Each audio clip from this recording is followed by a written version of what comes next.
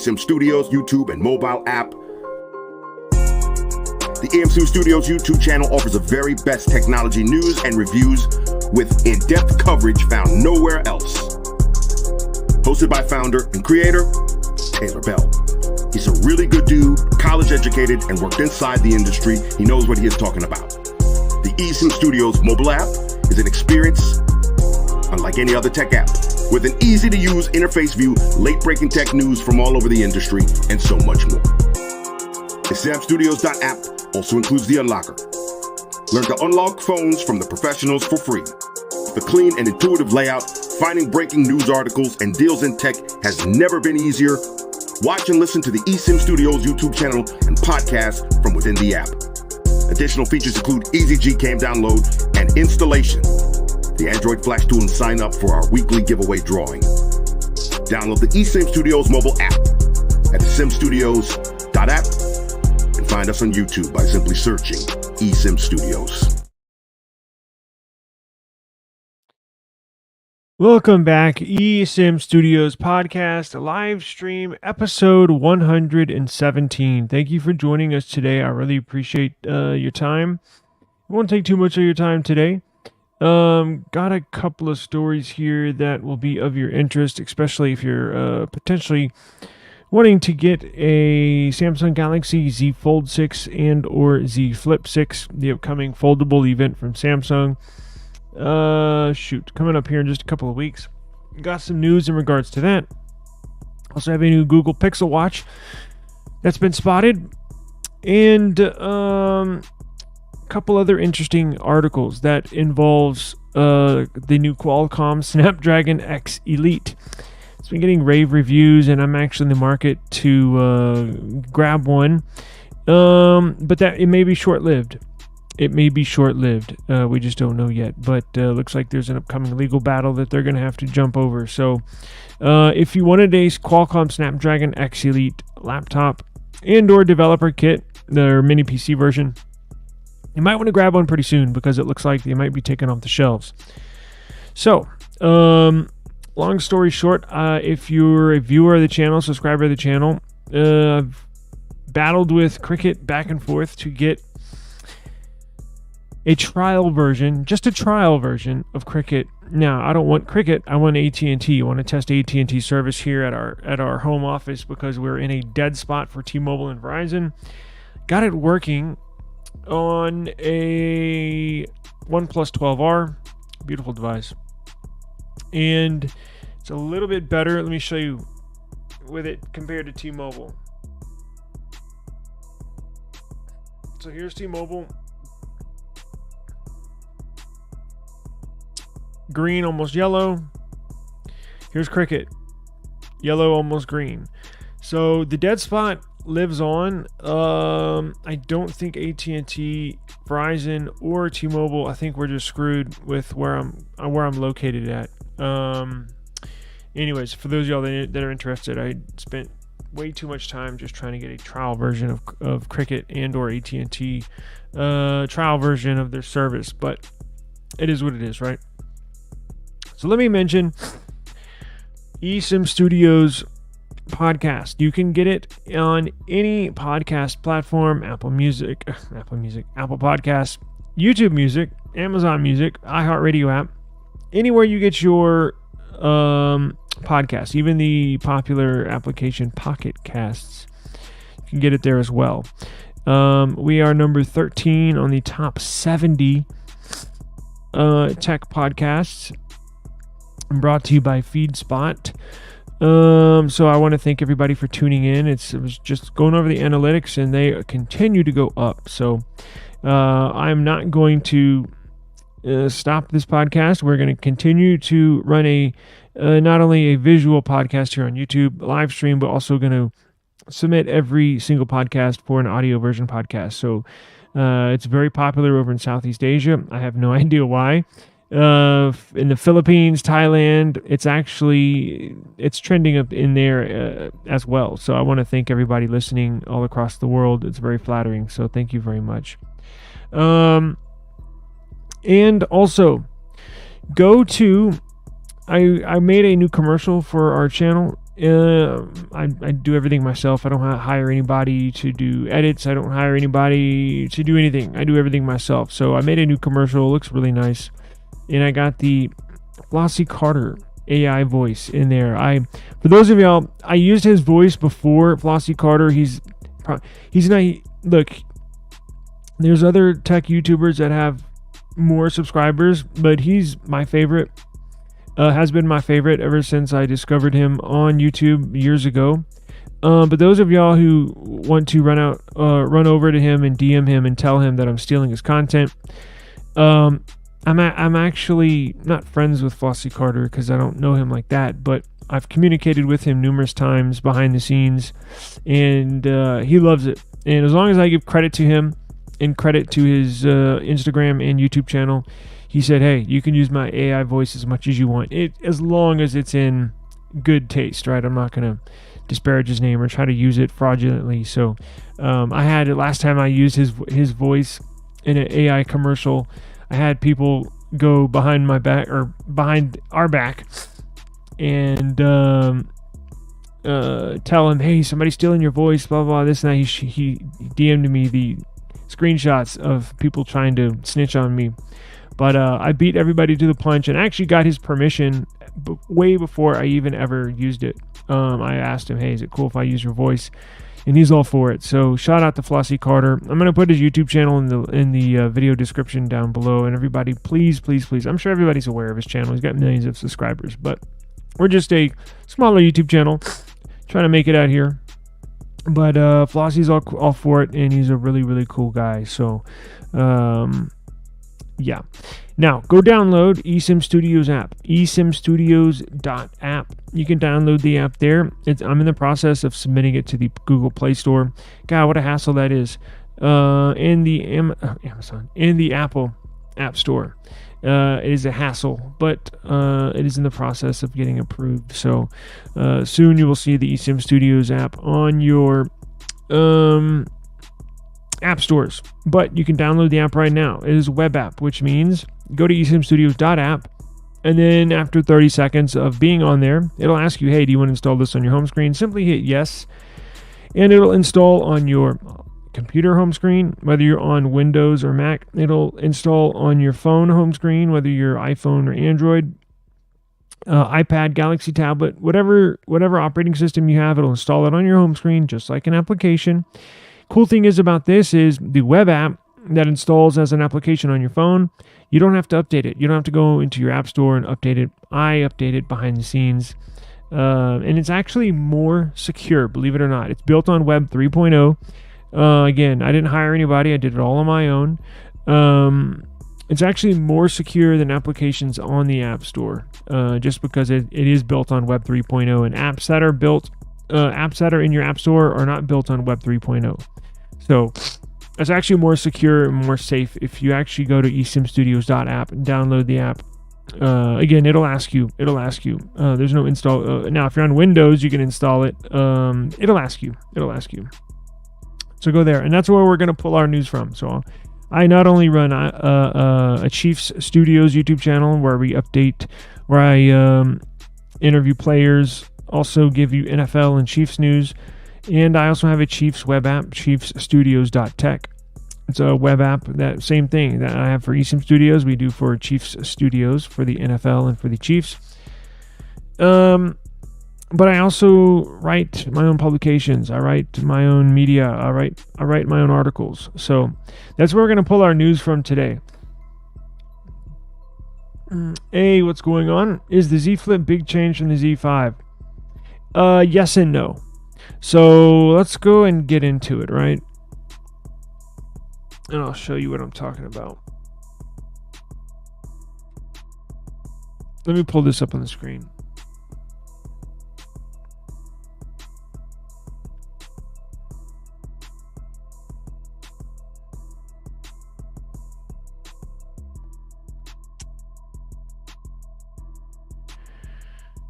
Here we go, eSIMstudios.app. So let's jump into, since you want to know about the Z Flip. So the Z Flip, let me go ahead and select the article. So the Z Flip 6. So It's going to look relatively the same. It has about 95% the same design language as the Z Flip 5. So what does that mean? That means it's basically going to look the same. However, it's going to have more it's going to have more flat sides. The Z Flip 5 was relatively flat around the device, right? So when you look at this device, it was more, the Z Flip 6 will look just like the S24 Plus, where it's basically completely flat on the sides. The Z Flip 5 was mostly flat on the sides. This new Flip 6 is going to be 100% flat all around the sides. Sort of how iPhone is, sort of how the S24 Plus is, right? Now, so just looking at it, it won't be much of a change. However, behind the scenes, underneath the glass in plastic that you see here, it will be. They're overhauling their camera system. So you're going to get the same 50 megapixel camera setup that you get, the same camera setup that you have on the S24 Plus. I point to y'all because I'm recording on an S24 Plus. The same 50 megapixel sensors and 12 megapixel sensors that come on the S24 Plus are going to be on this Z Flip 6. And that is huge because in the past, the Z Flip 5 and previous year models, they were using an old 12 megapixel sensor that was about 4 or 5 years old. Now they're up, and that was one of the only negatives that about the Flip series that I did not like was their camera setup, right? Didn't take that good of photos. The photo quality improved over the years just because Samsung's computational photography got better. That means after you take a picture, when it processes for a split second, their servers, their computational, their computing got better at processing that image. Now they're going to beef up the actual sensor, so it will take much better photos, which is always a plus, right? It's going to have better UFS storage. It's going to have the Snapdragon 8 Gen 3. It's going to have just a teeny tiny, a little bit bigger battery. The outside display is going to get a little higher resolution. It's going to stay the same design, but you're going to see subtle refinements that's going to make it badass. Because when I used the Z Flip 5, I was like, I loved the phone, minus one or two major aspects that was kind of bugging me. One was the photo quality. Now, the Z Flip 5 was $1,000, right? And that was the 8 gigabyte of RAM, 128 gigs of storage. I believe they did a base of 256. So it was 8 gigs of RAM, 256 gigs of storage. This year, not only are they going to upgrade the cameras, not only are they going to get a tiny little bit bigger battery and better resolution on the outer display, but you're going to get better UFS storage. They're cranking that. They're stepping that up. You're also going to get a base 12 gigabytes of RAM. That's going to make all the difference in the world. Those of y'all that don't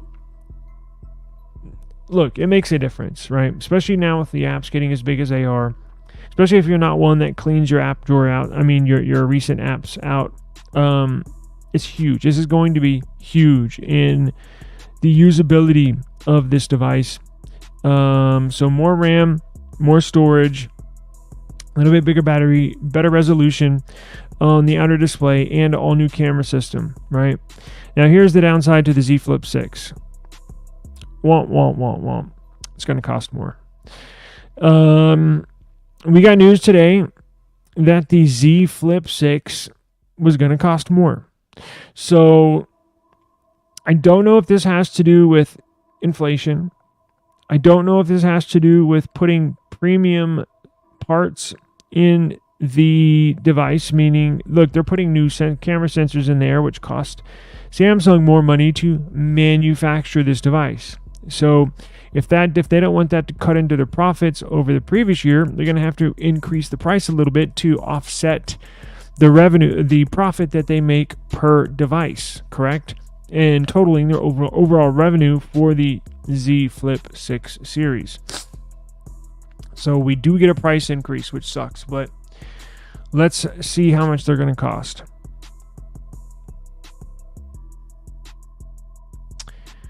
So the price of the Z Flip 6 has leaked. The 256 gig model, the base variant with 12 gigs of RAM, is going to be $1,099, which was an increase of roughly $100 over the previous year, which was started off at a base price of $999, roughly $1,000 this on the Z Flip 5, and then $1,100 for the Z Flip 6. So regardless of how this price increase came from, it's probably a mixture of both. Probably has to do with inflation.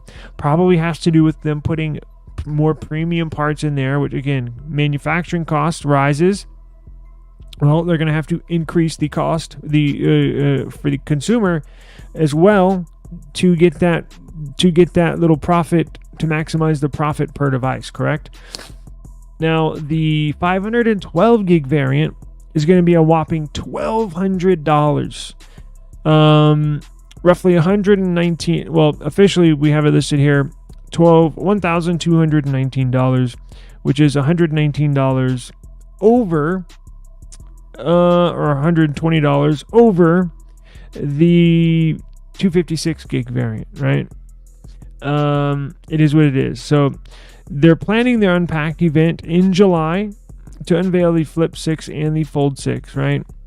According to a new report, with OnLeaks, who is probably the most popular leaker of technology products, mainly Android devices, they got a new leak saying the two storage variant configurations, 256 and 512, are going to cost $1,099 and $1,219 respectively.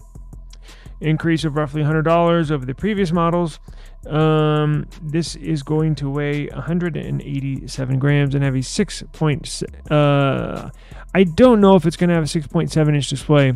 I think it's going to have a 6.8 or 6.9 because it's so tall and skinny. Let me see what last year's. Hang on. Let me see what last year's. I might have gotten that information wrong. Z Flip 5 GSM Arena. Let's compare the specs.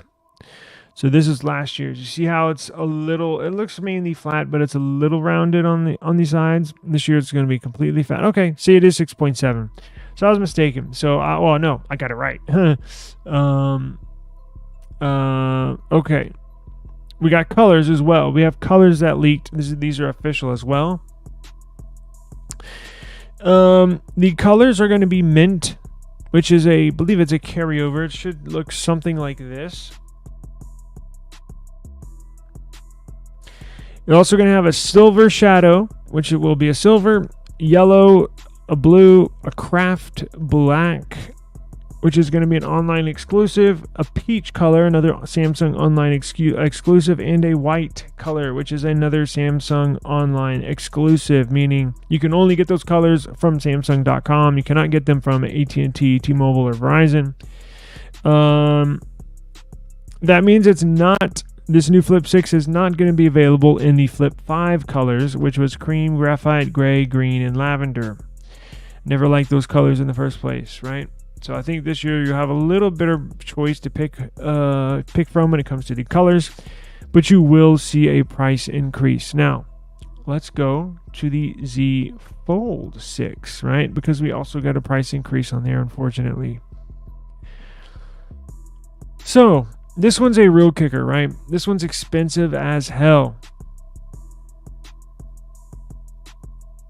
This one's going to be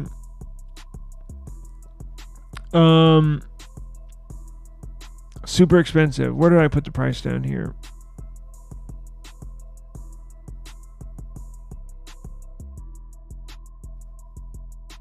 Damn it. I got the wrong shit on here. I'm gonna have to go back and edit this. Hang on. Let me see if I can find the price and we'll put it up here, and then I'll go back and correct it once we're done. Oh, here we go. I know where to get it from.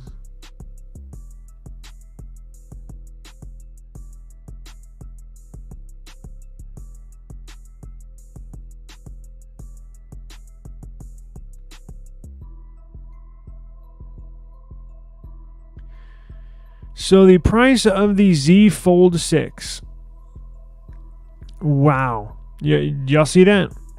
Are y'all witnessing this? Z Fold 6, the base model. Base model is going to be $18.99.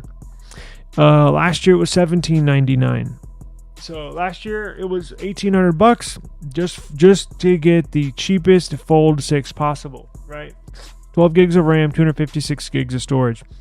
Last year it was basically $1,800. This year it's gonna be $1,900 for the base model. Now, the most expensive version of this Z Fold 6 for the 1 terabyte model is going to be $2,259. $2,259 rough, and that's without taxes. So roughly $2,260. Now with taxes, depending on where you're at, but this is real world scenario, right? Let me give you an idea of what we're looking at.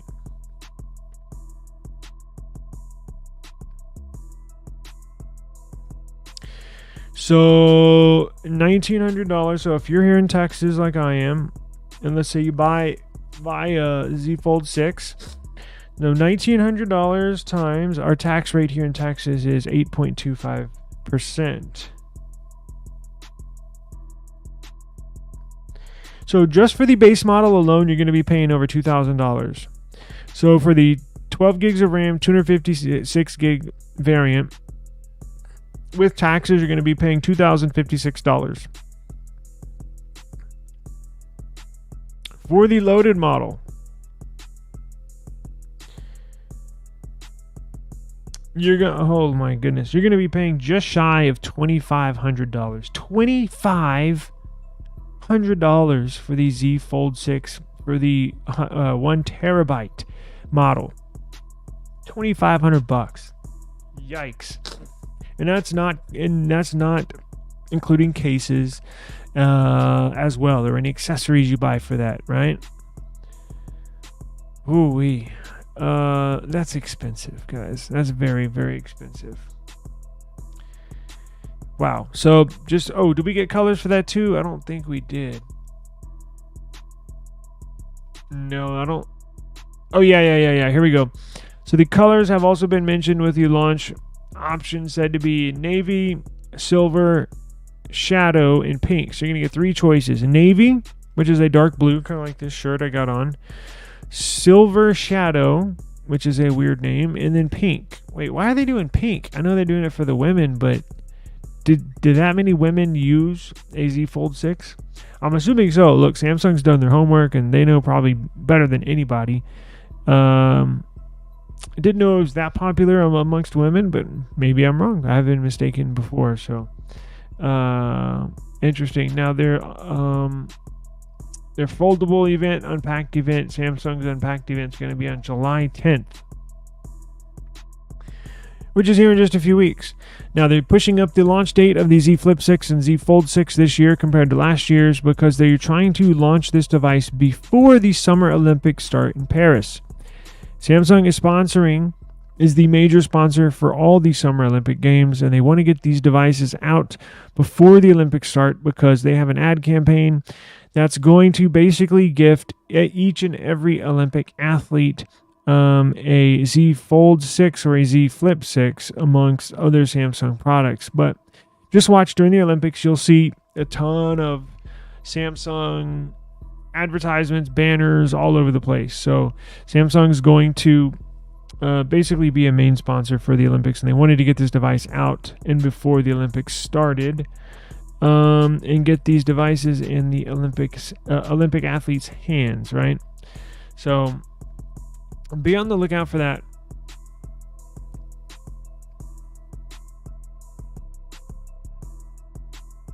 All right. Now, Samsung Galaxy, speaking of accessories and adding on prices, right? Samsung Galaxy Buds 3 leaked. Now, if you're a Samsung Galaxy wearable user like I am, I use Galaxy Buds with any device I'm using. I use Galaxy Buds even when I'm using my computer, I have them paired. Even when I'm using a phone, I have them paired. Any kind of phone, OnePlus, nothing. Samsung, or my tablet back here, I always have Galaxy Buds connected. Check it out. They're the best in the business, in my opinion, for the price. I'm not talking just flat out quality, sound quality. I'm not, out here judging, listening to opera music. But for the price, battery life, you just can't beat them. Battery life's phenomenal. Performance is phenomenal. And they have a relative cheap price compared to some of the Sony earbuds that are like, and JBLs that are like $249, $289. These are generally, you can find these for $70. And it's a steal, in my opinion. They last like 12 hours long. So anyways, check this out. Let me share the screen. Hang on, because we got Buds 3 news that just leaked.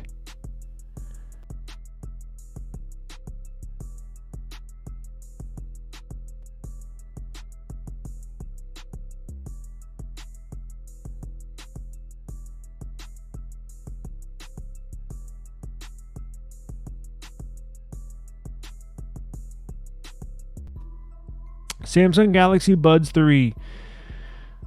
Major redesign. So if you're an OG Galaxy Buds user, the current design that they have of the FE models, Galaxy Buds FE, where it has the wingtip, the Galaxy Buds and Galaxy Buds Plus going back a couple years ago, that was my favorite design. When they moved to the Galaxy Buds and then Galaxy Buds Pro and then Galaxy Buds Pro 2, I did not like that design because it did not have that wingtip, and it would always fall out of my ear. So when I saw the Buds FE were going to have the wingtip, I said, the silicone wingtip, I got to get that. So that's what I have now. I have the white Galaxy Buds FE. Now, we did get word that Samsung's going to overhaul the redesign of these Buds 3. So a screenshot from the Galaxy Wearable app revealed Samsung's upcoming wearable launches. An image lists all of Samsung's upcoming wearables, including Galaxy Watch 7, Watch FE, and Galaxy Ring. Noticeably, unlike their predecessors in previous years, both the Buds 3 and Buds 3 Pro are shown with a stem design. Lord have mercy. Buds 3 right here. Buds 3 Pro right here with a stem, which would be a major redesign. Now, if you're wondering, well, if you have the little buds in your ear right now, what does it show in the Galaxy Wearable app? Do they have a stem? The current ones, do they have a stem, or are they as buds? Well, let's find out. Got my Galaxy here. Let me open up my Wearable app. And these are what the current Buds look like in the Galaxy Wearable app. Again, the new Buds that are unreleased yet have a stem, right? Now look at these. This isn't my phone.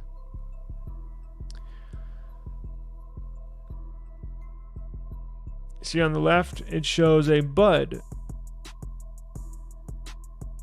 Buds 2 Pro, Buds FE, Buds FE. Right? So, very interesting if they switch designs. Don't know if I would be a fan of that. I do have some AirPods over here, and they just don't fit that good in my ear. Now, here's a little... Maybe they're just switching the icon in the Galaxy Wearable app, because if you have a Galaxy Buds and you've ever paired your Buds to your Windows PC, I believe it shows a stem in Windows settings. Let's go check.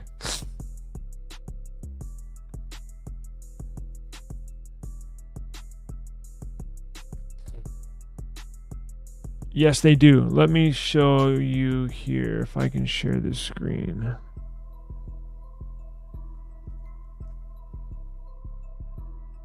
So look at this. So here are the settings for the computers for the computer I am streaming on. Look at this. Galaxy Buds 2 Pro up here show a stem. They don't have a stem. And then the Galaxy Buds FE shows a headset. So I wouldn't necessarily bet on the Buds 3 having a stem, because I don't think I would like that, because the stems don't really work out for me. Let me show you why. Let me grab the AirPods with stems. Hang on.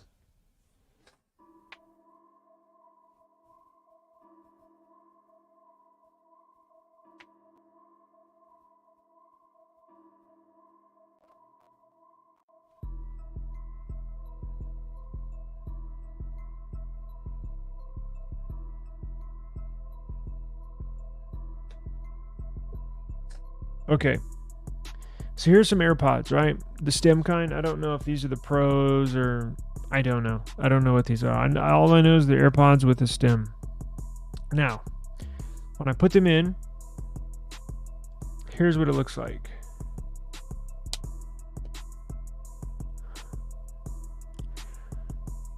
They don't want to. They sit in my ear better when the stem is not down, but when the stem is horizontal, just the way my ears are. Everybody's ears are different, right? Nobody has the same ears. But watch, they actually fit in my ear better if like that, which look really dorky. Look really, really, really stupid. I don't know why. That's just the way my ear is.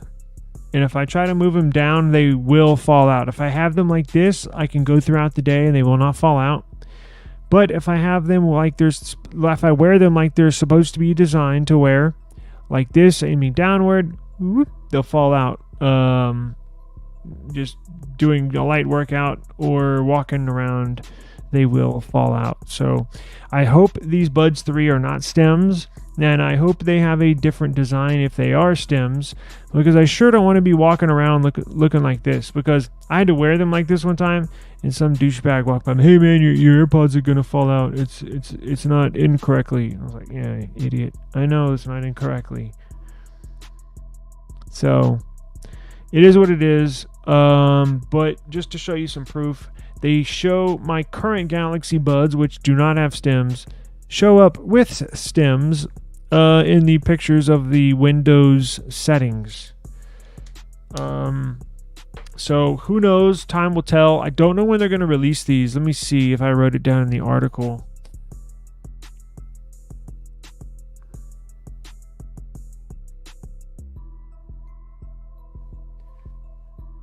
Let's go back, and you can get all this information at eSimStudios.app. eSimStudios.app.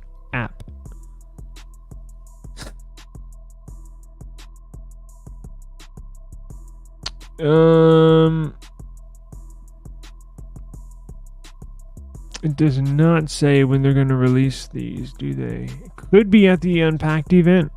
We do know that we just mentioned for these Flip 6 and Fold 6 here on July 10th. Because Samsung's been known, they don't have a specific set date every single year. At a specific date, they don't release their wearables. They sort of pair them with a launch, whatever launch they're closest to, right? So sometimes they'll launch tablets alongside the phones, their Galaxy phones. Sometimes they will launch earbuds the same day and or with tablets, right? Or their watches as well. The Galaxy Watch FE that you see down here, actually, in the Galaxy Watch 7 just went through FCC. So I'm assuming it's going to be relatively soon. And I think a good guess would be they're probably going to be released with the Fold 6 and Flip 6 at the Samsung Galaxy Unpacked event on July 10th. I believe. Nothing set in stone yet, but I believe that's when they're going to launch these. So I'll definitely keep an eye on this for everybody if this is of interest to you. It's of interest to me. I use my Galaxy Buds every single day. So I will let y'all know. Just go to eSimStudios.app and I will have every little piece of info we get leading up to the launch and even after launch, because I'm going to buy some and test them. We will let you know all the news that pops up with these Galaxy Buds, because I know they are very popular and I am a user of them. All right, now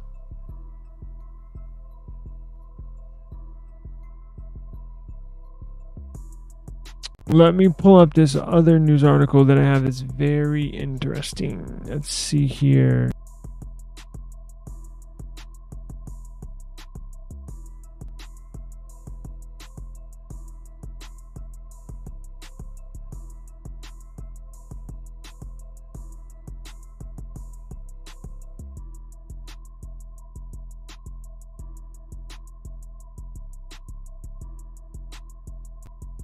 Snapdragon. FE, that's a great question. FE stands for Fan Edition. Fan Edition. So what Samsung does is they'll basically take the very best. It stands for, obviously Fan Edition, but they apply that to their flagship devices. So you'll have a Samsung Galaxy S24, that's their flagship phone line, but they'll have an S24 FE, Galaxy Watch, 7 FE, Galaxy Buds FE. So it's the fan edition of a flagship device. So what they do is they take basically a carbon copy. It has the same similar looks as their flagship brother or sister device. And they'll take everything people love about those devices, but then what they'll do is they'll subtract a couple of features from that specific flagship device to drop the price, right? So these Galaxy Buds FE are spurred from the OG or the traditional Galaxy Buds, except minus, if I don't know, I haven't really, actually I could make a video about it, but it's missing some of their, maybe it's missing 360 audio, and they did not put something else on there. And they do that on purpose to reduce the cost. So it helps more people enjoy, flagship products from Samsung just at a cheaper price, basically. Now, quick tip: stay away. My personal opinion. All the other, and they also have the Galaxy Tab FE, the tablet FE. But I've used all the FE devices they've come out with. All of them are phenomenal, except the phone. Stay away from the S24 FE. Stay away from the S23 FE. I've had a couple of FE phones, and I did not like them at all. I could tell just from every day-to-day operations, every day-to-day usage, it was sluggish. That was my experience with a couple of devices, not just one, right? Where it may be just a fluke one-time deal. Maybe I had a lemon phone where it's just a random bad phone, like a bad batch from their production line. But I've used multiple FE phones, and I did not like it. So here's what I recommend. Their Buds FE are good. I do definitely recommend the Buds FE. I definitely recommend the Tablet FE. Well, I don't know about Tablet FE. For whatever reason, when it comes to an operating system on it, it seems to be a little sluggish. Now, the phones I was major disappointed in. Tablets, my parents have a Tab FE, and it's not that bad. I think they have an S8 FE, so it's decent, but it comes with less RAM. When in a world where operating systems get bigger, more robust, these apps and the data that these apps carry get bigger and bigger and bigger, you would need that extra RAM. So if you can find an FE model from Samsung that does not have an operating system, because what they do is they reduce the RAM, among other things, to reduce the cost, but you need more RAM, especially when it comes to Samsung. So a wearable FE, meaning the Watch FE, I'm sure is going to be an excellent buy, and the Buds FE are an excellent buy. Tablet, if you want to get a Tablet FE Fan Edition tablet, not that bad of an experience, but I definitely will not get the Tablet FE if you want to, right? But my personal opinion, stay away from the phone FE. I did not have good experience on those. I would rather you get, instead of them, Samsung comes out with an S23 FE, right? Or excuse me, S24 FE, right? I would rather you go get a previous flagship model instead of the newest FE, which should, right now, buying a used S23 Plus should be cost around the same as getting a new S24 FE, simply because it's going to perform better. So the FEs, like I said, at least the ones I've used, very glitchy, sluggish experience. I would recommend you skipping the FE and just getting the previous model's flagship device, because you can find one used for about the same price as a brand new FE model. So thank you for that question. Let's move into this. Check this out. ARM, Qualcomm. They are in a legal battle now. As we've covered on this podcast, and I'm currently in the market for one. I'm waiting for Acer to put out their Snapdragon X Elite. I think I'm going to buy a Acer laptop with the Snapdragon X Elite CPU. So this is a big deal. Apple, as we all know, basically have the flagship CPU when it comes to computing, right? They have the Mac. I think we're on M4 now, although no MacBooks have an M4 chip in it. They just released an iPad with the M4 chip, but the upcoming MacBooks are going to include the Apple M4 chip. The M4 chip is a phenomenal CPU, very, very powerful. The most powerful CPU that we have to date in production hardware. And the Windows laptops, and not only do they get phenomenal performance, they also get really, really good battery life. So before last month, when these new Qualcomm Snapdragon X Elite CPUs were released, us Windows users were stuck with your choice of either an AMD CPU or an Intel CPU. Now, I've stopped buying Intel CPU products just because they're overhyped, and the last few I've had overheated really bad. So a few years ago, I switched to nothing but AMD. I always buy AMD, laptops, computers, their CPUs, right? Now, Qualcomm has predominantly made CPUs for phones, for mobile devices. They attempted to make a computer CPU a couple years ago with the 8CX, and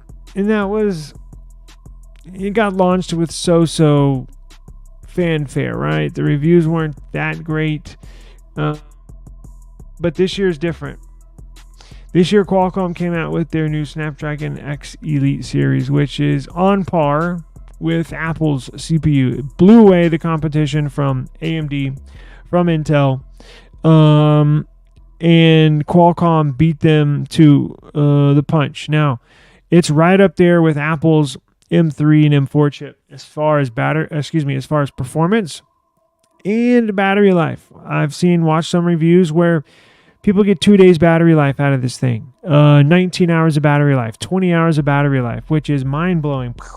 Because my laptop I have over here, an HP ProBook that has an AMD 7 series, 5th gen 7 series CPU. It's about a year and a half old. I already got to change the battery on it. The battery life only lasts a few hours, 2-3 hours.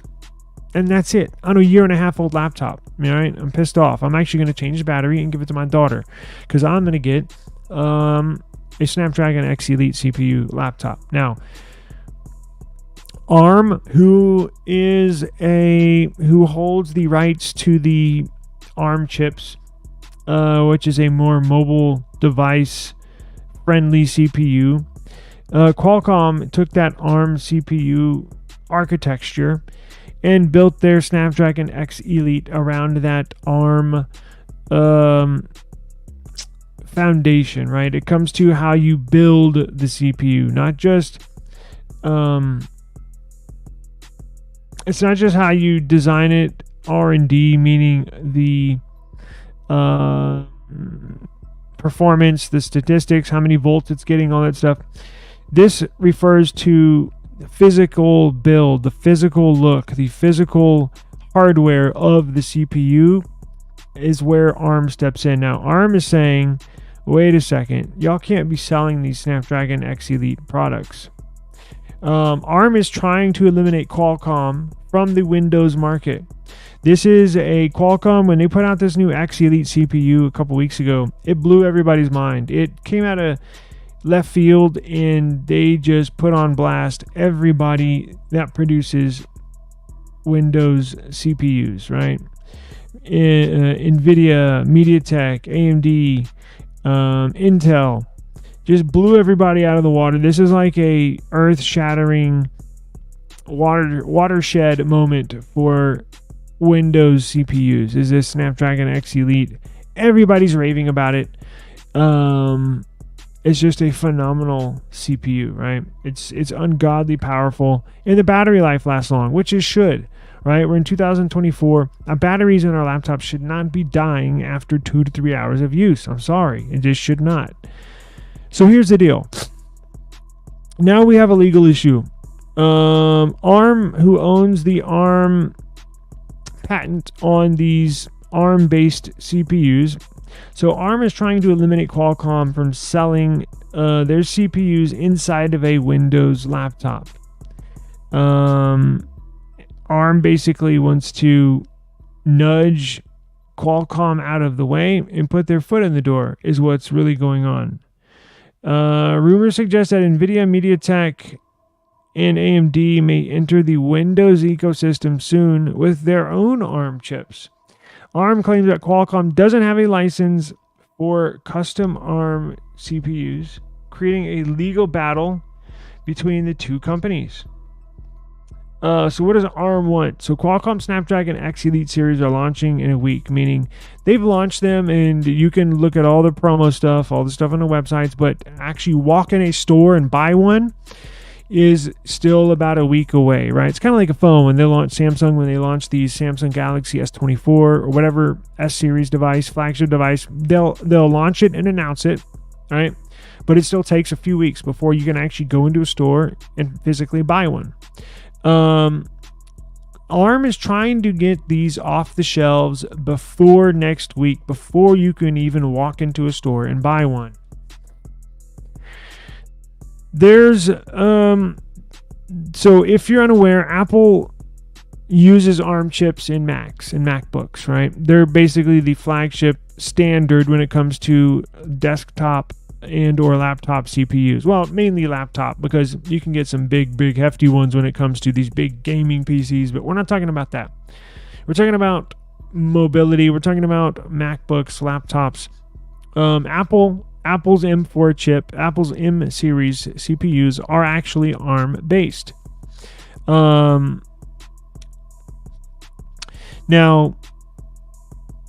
depending on your perspective, ARM Holdings, who owns the ARM architecture, and Qualcomm have been locked in legal battles for years now. For years, ever since I can remember. So probably 10 years, just a battle back and forth because they want to gain market share. ARM wants to take Qualcomm out of the foreseeable future, so ARM can manufacture its own chips to put in place of the Qualcomm chips, right? Because if they can get legal authority, if they can get the legal system ARM on their side, and they can stop the sales of the Qualcomm-based laptops, ARM can swoop in and say, oh, well, here's our set of CPUs that we're going to now start putting in these Lenovo, Dell, HP laptops, right? ARM's lawsuit against Qualcomm and Nubia.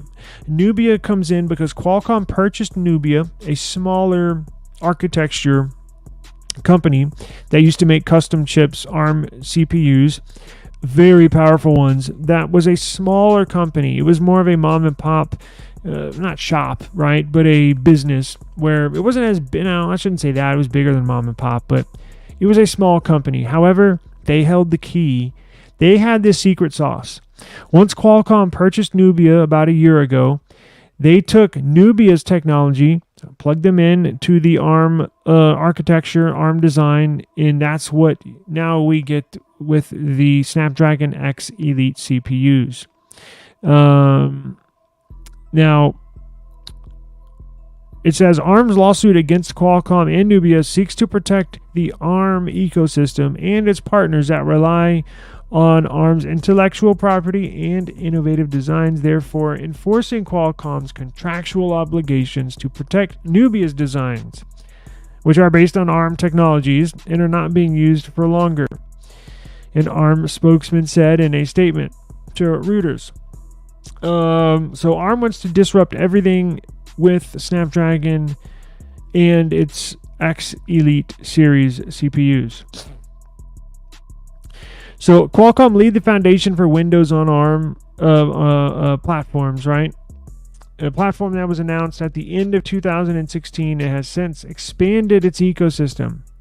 Many of the applications that we use on our Windows laptops, like Chrome and Slack, and other many native apps, would not even exist without Snapdragon and or ARM CPUs, because some of these applications are built around what types of CPUs that will be powering it, right? You can't use an Android app on an iPhone with an Apple Bionic chip in there, right? You have to code it, you have to change the kernels. There's a bunch of coding that has to be changed up, right?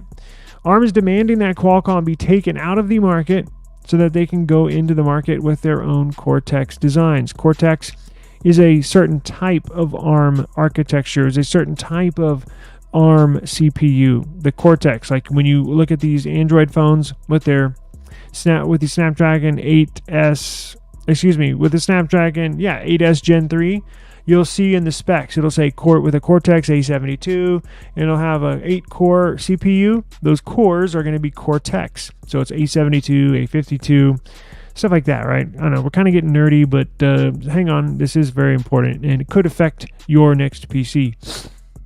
So perhaps a company like MediaTek will use ARM's own Cortex cores. Of course, it makes more money for ARM. So ARM wants to butt, again, Qualcomm out of the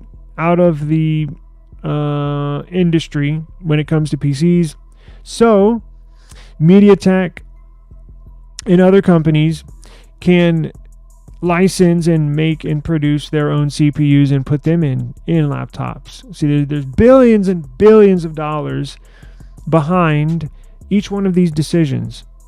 Billions and billions of dollars. Plus, jobs are on the line. I'm sure the CEO of Qualcomm, the CEO of ARM, all these people and their jobs and billions of dollars are on the line. It comes down to licensing. If Qualcomm has the rights to continue to manufacture and power these laptops. Essentially, ARM is saying that Qualcomm does not have a license to manufacture ARM chips. And Qualcomm is saying that it does. See the problem? It's like he said, she said, but with nerds involved. There are two types of ARM licenses, right? So when ARM, the maker of the owner of this patent, the owner of ARM, meaning the owner of a certain design of a CPU, has two types of licenses that they will give to you. If I, eSIM Studios, want to start manufacturing CPUs, if I want to use an ARM-based chip, which is very powerful and great battery life, sounds like a no-brainer, doesn't it? I would go to ARM and say, hey, I need one of your licenses. I'm going to start producing and manufacturing my own eSIM Studios branded CPU. Well, I would need a license, right? So one of the licenses is for using the Cortex cores, which ARM develops as essentially off-the-shelf parts, which is known for being in all the Android flagship, not even flagship, but basically all Snapdragon phones have Cortex-based CPUs. Again, 8-core, 9-core, octa-core, deca-core. All those cores, those individual cores, are Cortex cores, A72, A52, which is essentially you buy it already manufactured, and then you kind of spec it out behind the scenes with software and voltage and stuff like that.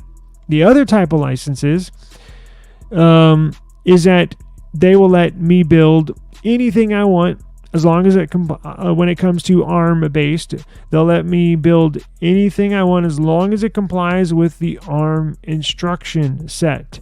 Meaning, you can either, so there's 2 licenses, you can either buy it from us, manufacture it or put together, right, and we'll give it to you, or you can build it yourself, but you have to follow these instructions. Those are the 2 types of licenses, right? So both Apple and Qualcomm have adopted the latter. So they're not purchasing them already pre-built, like a pre-roll, right? It's like you either buy it pre-rolled or you can roll it yourself. So Apple and Qualcomm have already adopted the way they manufacture it is they build it themselves. They just have to go by a specific instruction sheet with how they build it. ARM has always been open about its preference for companies that use Cortex cores. So ARM prefers you buy it pre-built, but they don't have to. So custom chips mean that companies like Qualcomm can make better ARM chips than ARM can, right? So they pour more money into it and they spend more time in research and development. Apple's basically done that. Apple's made the very best, and y'all know how much I love to troll Apple, but I will give them props when props are due, and this is certainly at one point, right?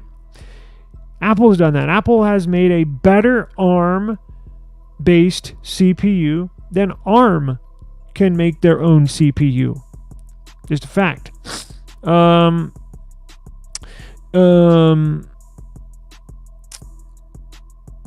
And the old Apple excuse is that it was always important to optimize the entire stack from hardware to software no longer applies.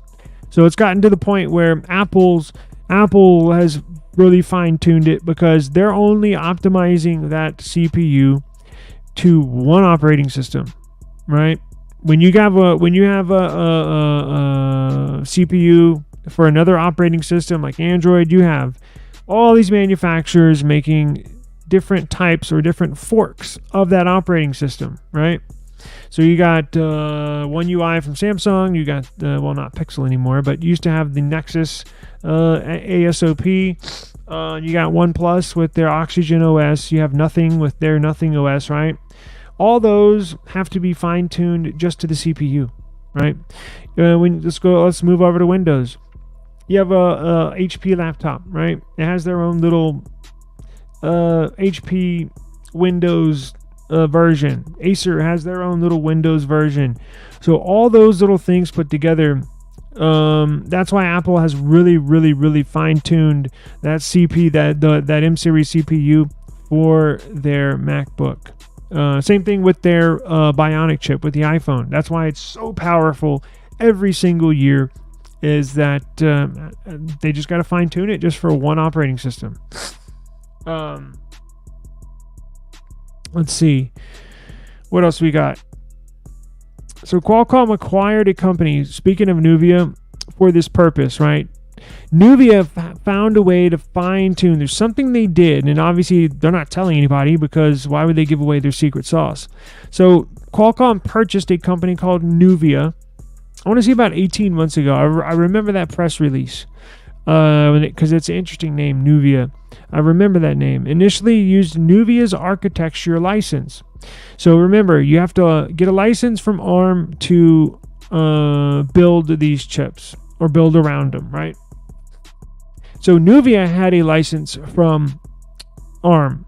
So Qualcomm acquired Nuvia, and Qualcomm used Nuvia's licensing. Now, that may be one reason why they purchased Nuvia is so they can use its license for building out these ARM chips. ARM is arguing that Nuvia's license ended when Qualcomm purchased them, right? So ARM saying, no, that license ended when Qualcomm bought y'all out. I'm sure it's in the fine print. You know, these billion-dollar deals probably have hundreds of pages of terms of services and all sorts of crap, right? If this holds up in court, if ARM's claims holds up in court, they would have to negotiate a new agreement to use the ARM architecture, right? ARM is asking Qualcomm to stop shipping all products that use the ARM-based technology. So that includes the Snapdragon X Elite CPUs. ARM is asking a judge to physically stop Qualcomm from shipping and selling these laptops with these ARM Snapdragon X Elite CPUs in them. Now, as I wrote in here, to be honest, these things usually are not that cut and dry. There's no way the products will be delayed from hitting stores. In fact, they're probably most of the retail outlets, not only physical outlets, retail stores, but because you can go into the Microsoft has physical stores, they're selling them in the Microsoft Surface laptops. I guarantee you they already have them in stock. They're just waiting to put them on the shelf for sale. Lawsuits like this usually end with one company giving in to the other, and a lot of money is exchanged. So Snapdragon Acer also plans to release a product in mid-July. That's the one I am waiting on. But depending on all the other Snapdragon X Elite computers, you can buy them right now, and they'll ship them, I think, next week. The Acer one I wanted is not going to be available until mid-July. So depending on the outcome of this, I may or may not be able to get it. But like I said, usually they'll just negotiate. It's rare, although it does happen. Y'all remember Apple stopped selling the, what was it, the watch? I believe it was the Apple Watch here in the United States over some patent agreement that ran out. Do y'all remember that? I should have the details, but I just remember that right now. So sometimes it'll end in a company not being able to sell its products, i.e., for example, Apple being one with the watch. There was a patent dispute in the Apple Watch, and Apple was not allowed to sell that watch in the United States for, I think it was like a few months. And I don't know the outcome. Maybe that's up, but probably the outcome of this was that Qualcomm is probably going to have to renegotiate a deal with ARM, because if they just blow it off, if Qualcomm says, kick rocks, go away, ARM will escalate this to higher courts, right? And technically, their license will run out, or if it hasn't already run out, eventually, yes, the government could force Qualcomm and all Snapdragon X Elite laptops, a ban on them, right? Not to be sold here. And each country can have their own ruling. So they could not be sold in America at some point, but still be sold in Europe or in Southeast Asia and Thailand, right? Or in Japan. So each country has to have their own ruling on this. But usually I think the outcome is that because at some point Qualcomm is going to have to renegotiate their terms anyways, because these contracts, these licensing agreements aren't lifetime deals. They're 5, 7, 10-year deals, and then when those are up, time to renegotiate and start a whole new deal. So I think they'll just renegotiate a deal, and I think you should be able to purchase these in stores. But never say never. We don't know where this is going to go, but that's usually how things end. Now, I'm definitely going to pay attention to this story and present it to you if I see anything change. Again, it affects me directly because I'm looking to buy one of these. So, and you will too. If you're in the market for a new PC, you're going to want a PC with the Snapdragon X Elite CPU in it. It's an absolute no-brainer. It's a watershed moment. It's a breakthrough moment in the nerd world, in the CPU world. That Qualcomm is able to get this much performance out of the CPUs, as well as battery life. Remember, we're talking about up to 2 days of battery life without one single charge. With a single charge, you should get to almost 2 days usage out of it, which is unheard of because, again, my laptop dies in just a couple hours.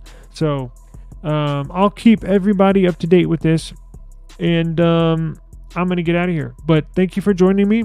This is the eSIM Studios live stream podcast, episode number 117. Hit me up on all these social media. We're on Twitter. We're on Instagram. Subscribe to the channel where we live stream every single day. Get all your tech news here. And we also got some videos that I'm going to upload as well. And we don't just do live streaming. We also upload pre-recorded content as well. So I have some case reviews that, and also some phone comparisons. I'm doing camera comparisons between all these devices I have here. So in the middle of editing that as well, that video. So be on the lookout. eSIM Studios, same time, same place tomorrow. Thank you. Take care.